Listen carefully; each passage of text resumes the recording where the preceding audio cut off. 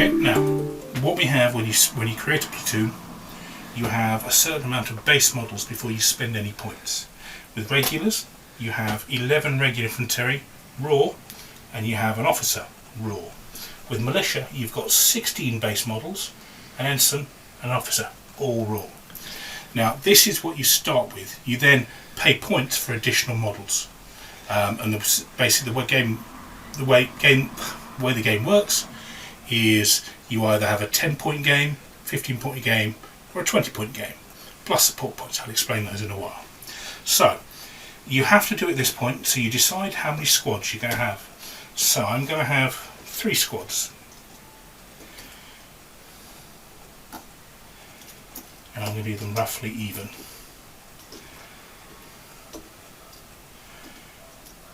Now, the reason you have to decide at this point before you choose points is because you decide the amount of squads you have in your platoon, but each squad without the officer in it, they replace one model with an NCO with an SMG. Simple as that. The same would work with the militia.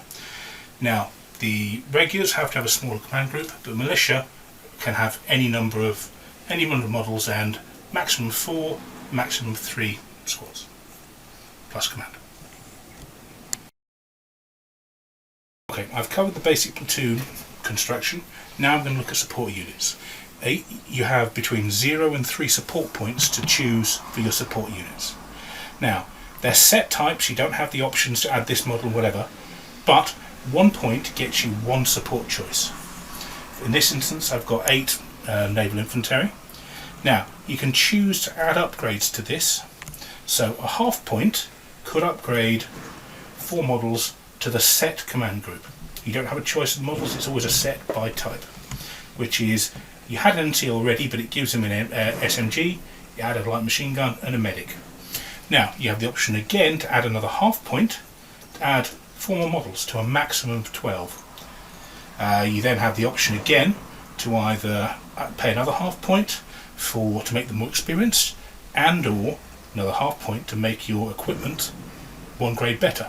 Now these models start as raw with standard equipment rather than obsolete. So raw becomes experienced, obsolete becomes advanced. So the standard becomes advanced. Now that unit cost all 3 support points. You could have just had 3 sets of 8 rifles. We've playtested the games, and quite frankly the more powerful unit wins in most cases. There are other support unit items that are going to be in the Kickstarter. Naval infantry. We have monks and nuns, the option of having them with rifles or shotguns. Or we have the armed police. Same models, but you paint them in 3 different ways. Guard and Municipal.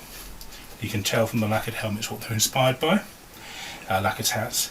You can paint them in black, and they'll be Gardefeld, which are field police. Or the one I'm most proud of, the Militia Theologi, which are essentially armed church wardens.